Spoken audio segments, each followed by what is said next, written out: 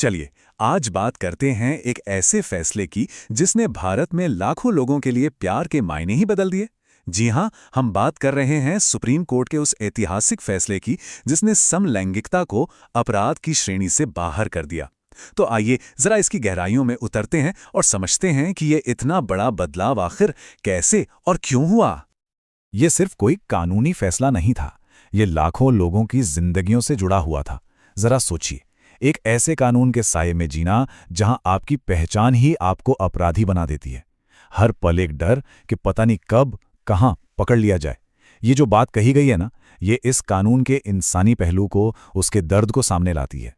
तो ये सिर्फ एक कानून के खिलाफ लड़ाई नहीं थी, ये जंग थी 158 साल पुराने एक बोझ को हटाने की। सोचिए, 1.5 सदी से भी ज्यादा है, एक ऐसा बोझ जिसने लाखों लोगों को अपनी पहचान छिपाकर जीने पर मजबूर कर दिया। एक ऐसा कानून जिसने प्यार करने जैसे एक बेहद बुनियादी एहसास को भी जुर्म बना दिया था। तो ये कानून असल में था क्या?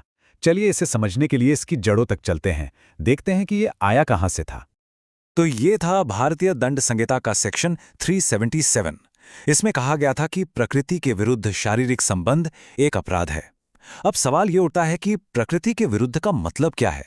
असल में इसकी कोई साफ परिभाषा थी ही नहीं और इसी धुंधलेपन का, इसी अस्पष्टता का फायदा उठाया जाता था।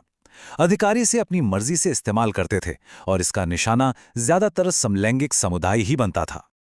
और यहाँ एक बहुत जरूरी बात, ये कानून किसी भारतीय परंपरा का हिस्सा बिल्कुल नहीं था।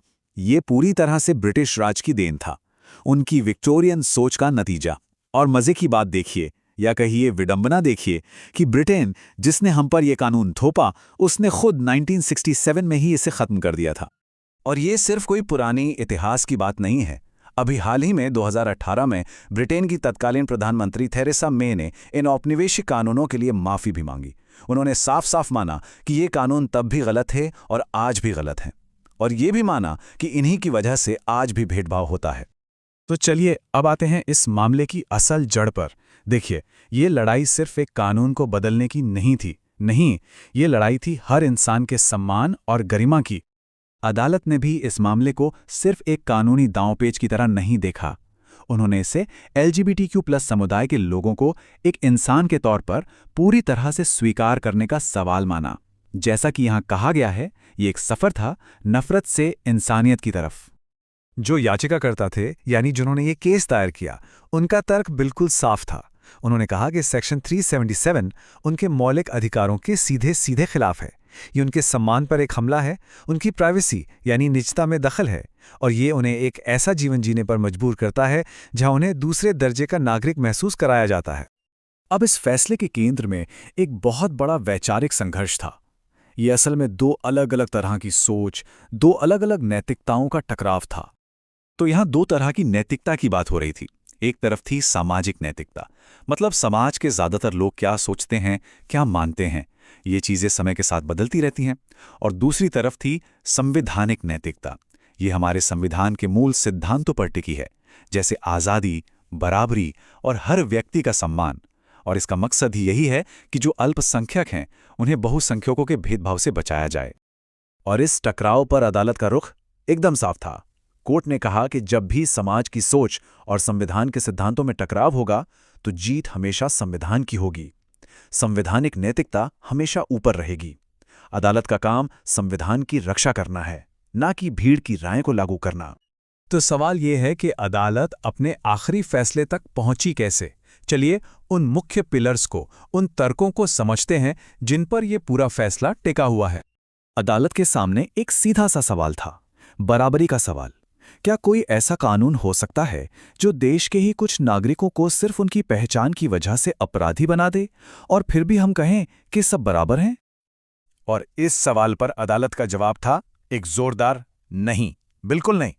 उन्होंने इस कानून को मैनिफेस्टली आर्बिट्ररी, यानी स्पष्ट रूप से मनमाना करार दिया। और ये एक बहुत बड़ा कदम था।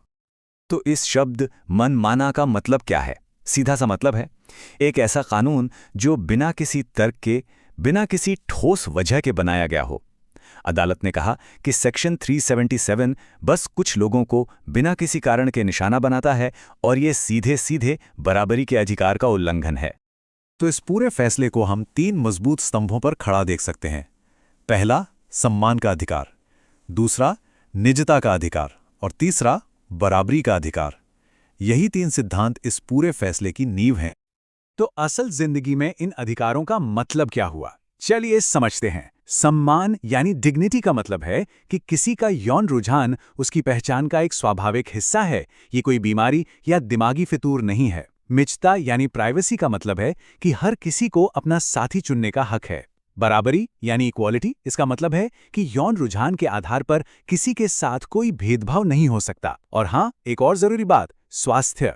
ये कानून HIV, एड्स जैसी बीमारियों की रोकथाम में भी एक बहुत बड़ी रुकावट बना हुआ था। तो इन सारे तर्कों, इस पूरी लड़ाई का नतीजा क्या निकला? आखिरकार ये फैसला प्यार करने के अधिकार की एक शानदार जीत थी। 6 सितंबर 2018 ये वो तारीख है जिसे भारत के इतिहास में हमेशा याद रखा जाएगा।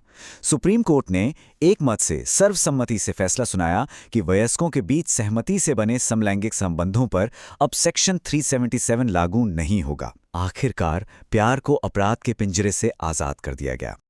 और ये सिर्फ एक कानूनी फैसला नहीं था, ये एक बहुत ही भावुक, एक ऐतिहासिक बल था। अदालत ने ये कहकर मानो उस समुदाय के सदियों के दर्द पर मरहम लगाया। उन्होंने कहा कि इतिहास को इस समुदाय के लोगों से माफी मांगनी चाहिए। तो कानून तो बदल गया और ये यकीनन एक बहुत बहुत बड़ी जीत है। लेकिन एक सवाल आज भी खड़ा है, क्या सिर्फ कानून बदलने से समाज की सोच बदल जाती है? क्या वो कलंक, वो दाग जो सदियों से इस समुदाय पर लगा है, वो इतनी आसानी से मिट जाएगा? शायद। बराबरी की असली लड़ाई तो अब शुरू हुई है।